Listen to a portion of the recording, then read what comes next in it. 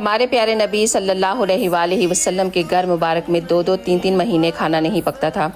حضرت عائشہ فرماتی ہیں کہ رسول اللہ صلی اللہ علیہ وآلہ وسلم ایک دفعہ میرے پاس تشریف لائے اور پوچھتے ہیں کہ عائشہ کچھ کھانے کو ہے؟ تو میں کہتی ہوں کہ نہیں یا رسول اللہ۔ تو پھر آپ نے فرمایا کہ آج میرا روزہ ہے۔ حضرت انس بن رضی اللہ تعالیٰ عنہ نے فرمایا ایک مرتبہ حضرت فاطمہ الزہرا نبی کریم صلی اللہ علیہ وآلہ وسلم کی خدمت میں روٹی کا ایک ٹکڑا لے کر آئیں۔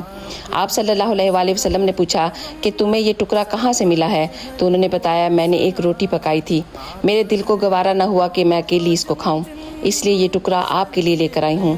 تو نبی کریم صلی اللہ علیہ وآلہ وسلم نے فرمایا کہ یقین کرو بیٹی، تمہارے باپ کے منہ میں 3 دن سے کوئی لقمہ تک نہیں گیا، یہ پہلی روٹی کا لقمہ ہے جو 3 دن کے بعد میں کھا رہا ہوں۔ اللہ اکبر۔